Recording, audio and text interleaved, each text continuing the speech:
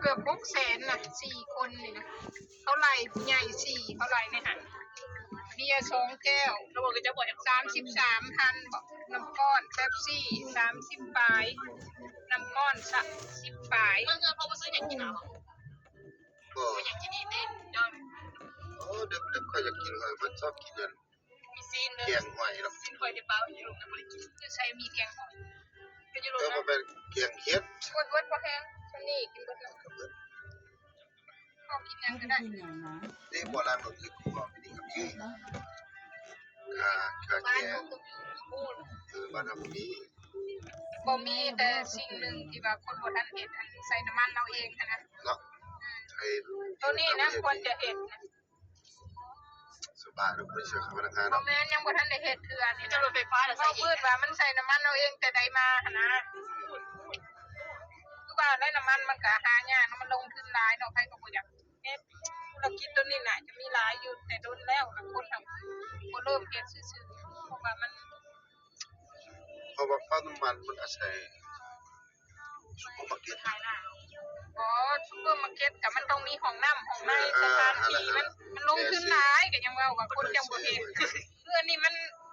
สถานที่พอได้จอดรถนั่นก็ได้อันนั้นมันต้องเข้าไปในยังหลายเฟรนลี่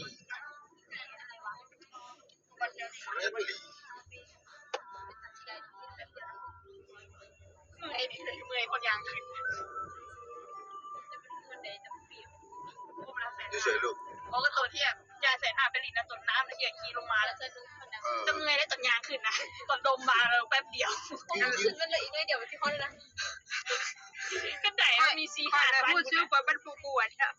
โอ้เจ้าเราไปลิ้นตัวเธอมาตัวนั้นมัวซื้อตัวอื่นแล้วกูเลยก็ลิ้นหลายๆจังนะครับมันเมื่อยเมื่อยยางก็มี5สั้นนะของเจ้ามันลูกข่อยนี่มีแต่คนเมื่อยมันเป็นเนี่ยเลยโอ้นี่เรียนเพราะจะหู้หลักยาด้วย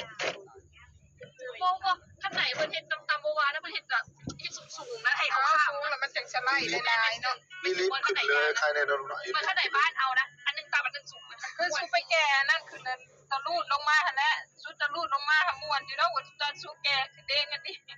พอมาขี่อยู่บ่รู้เสียวพอสู้แห่งขี่ยากก็เสียวก็ได้บ่ขี่เล่นขี่ลงมาเฮ็ดนี่มันได้เลี้ยวก็ได้บ่เปลี่ยนในแม่ได้แต่อีกแปลงก็ได้แล้วเนี่ยบ่ว่าจังเสียงอันเสียงนี่เขาพาอีนัดไปเบิดเด้ขอพาไปขี่เด้2แม่ลูกไปตะกี้นะไป2แม่ลูกไปจากเสียงที่มันขึ้นทำมาแล้วต่างหมู่เนี่ยนี่ก็หมู่ที่บอกเฮ้ย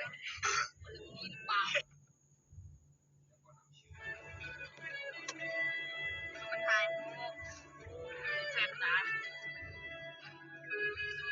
ไอ้บ้านบึ้ง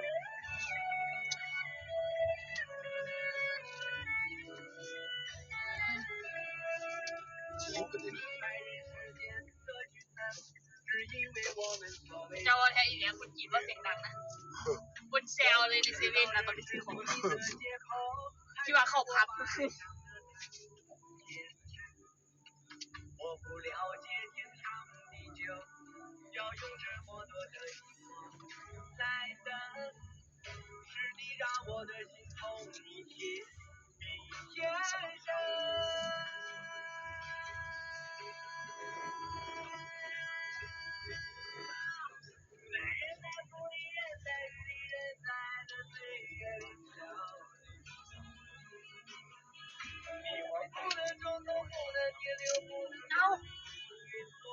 ไม่จะไปซีมาเลยเหรอแต่ละคน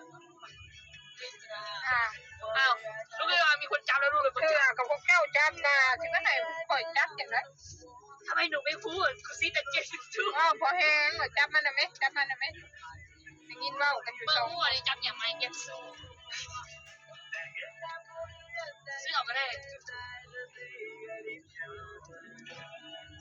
ถ้าซื้ออยู่เลยไหมมีกระต่ายมีเสียวคุย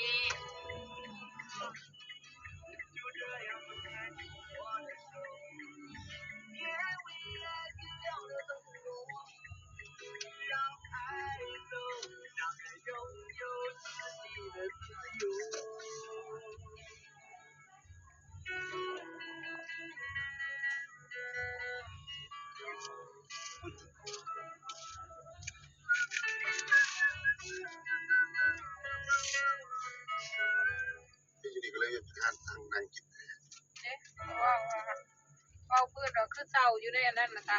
เฮ็ดไฟแจ้งๆแล้วก็นั่งเรียงแถวแคมทางแล้วก็แล้วมันจอดรถยาก ไอ้ไปใส่ แต่ ไหม ว่าพื้นมาแถวนี้มันมีบัตรนี่ ไอ้ไป มัน ใส่ไหม ธุรกิจดีกับครอบก็บัตรก็ได้ว่าคอยจอดรถนะ ว่า มันก็จะมีรายได้ ไป กั ใส่ น นะ เอาเงินให้บัตรก็ได้ ได้บ่แล้ว ย้ายกันแล้วคือมันของ ว่าดี มันแดงเลยคือเบิ่งเลย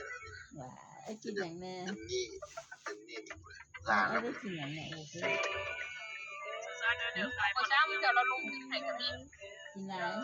คือทุกเพื่อน ว่า เนาะ กินอย่างบอกพ่อดู เอาเพื่อนน่ะก็บางเทื่อบ่มีไผอยู่เด้ไผก็บ่อยากอยู่มันเป็นเงินเงินเข้าแล้วบางเทื่อไผก็มีเงินมีทางนั่นแหละแล้วก็วันนี้คือเพื่อนเจ้าแดงค่ะก็บ่มีไผอยู่บางเทื่อไปให้เขาอยู่หันก็มี อ้าว อยู่ให้ก็ดีได้เพื่อนดีกว่าจะปลาไว้หั่นนะจังบ่สุดโทรม เบิ่งแล้วก็สิเที่ยวมาแล้วตลอดที่เคยเบิ่งเลย แซ่บอ่ะ ว่าเรา ให้กินพักป่ะ ปลาเลยติ ฮะ ปลาเลยติ เขาว่าสิว่า จักไป แซ่บหลายป่ะ เป็นสิพักอยู่นี่ เอาก็เว้า โอ้ย สิไปเว้าได้เนาะบ่เห็นมานำก็เว้าบ่ช้า ชาเวียมาดอกเราเป็นมีพวกเดียวแล้วคนฝรั่งเที่ยงเก่งภาษาฝรั่งนี่เนี่ย เพราะว่าก่อนค่อยสิว่ามันบ่แน่นอนขนาดต่างประเทศ เอาแต่ไทยมูเซลคุย แล้วให้มีผมซนให้คนได้เพิ่มอีกเถิดนะ ขี่รถละไอ้อัดเสียงว่ะ เอาใจใส่หัวนะบ้า เก่งแท้ ใส่ มา หัว มา นะ ไปใกล้ป้าที่ไหนเบิ่งอย่างอยู่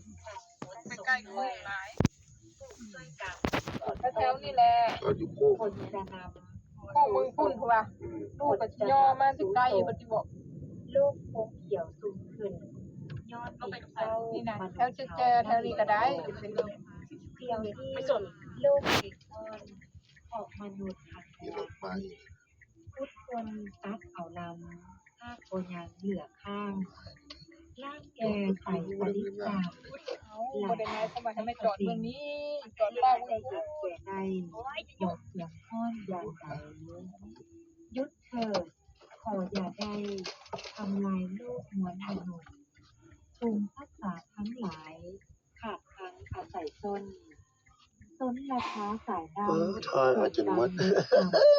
คำน้อยวิธีมันเอาคำน้ ค้า อ เกิด ย ไทยแห่งแรก เอากินนี่ ติดกระแทกในโถงปิดล้อฟังทีเขาโลบไปอีกอย่างเพลงอิสระสับเปลี่ยนให้กับทุกท่านและการก็ดีมีความหมายมาผ่านและผ่านทุกคนได้หักฟังช่วยสังสูบ แม่นแล้วบ่407แล้วบ่ แก่งของไทยกับความหมายไว้ในร้อนและจะเห็นในอากาศสุดเย็นและคิดให้สภาพเป็นร้อนในทุกวันที่ลุกขึ้นแล้วก็สภาพเป็นฟ้าอากาศอย่างนี้มันเกิดมาแบบนี้ในหน้าของไอเสียงแต่เป็นอันมาต้นไม้หน่อย อันนี้เขาเอิ้นหยังภาษาอังกฤษนี่ มันจะเสียงต่างๆ wash ธร ว่ะ รมชาติที่เกิดขึ้นนั่นแหละเป็น wash machine ว่ะ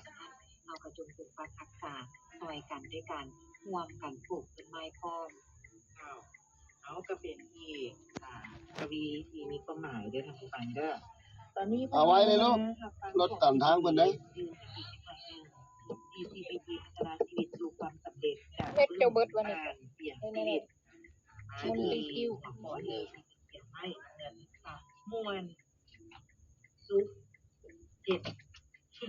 นี่ก็ค่ะ กูเบิดเหรอ มวนดูอันนี้เป็นข้อเข้าใจเขาไม่ได้แต่ว่าต้องมาเพิ่งมาทางมาเป็นเสียงให้ไม่ได้ นั่นแหละตอนโตอยู่ไปแล้วก็ไปกอด เคล็ด ขึ้น ลั มา บ ดิ คือโบยากในสารเหตุทางการเป็นทางใจให้สนะก็คือมวยกับสิ่งที่เฮ็ดนะครับ เป็นการตอบคิด ธรรมชาติของต้นเฮาอย่างนั้นมีความถนัดแต่ละแตกต่างกันกับธรรมชาติถ้าเราเริ่มต้นเรียนรู้จากธรรมชาติรู้จักธรรมชาติจริงๆก็จะตอบตัวเองได้ว่าควรเอาสิ่งที่วางไว้รูปนี้เฮ็ดงานอย่างแล้วก็เขามีความรู้สึกดีมวนซื่นมีความสุขกับสิ่งที่เห็นผลงานที่เป็นยอมออกมาจากแต่คนที่เหตุการณ์ด้วยเหตุงานนำขณะก็จะได้หักผู้ได้ว่าถึงพลังจากการเยี่ยมของเราได้รับเสริมอันนี้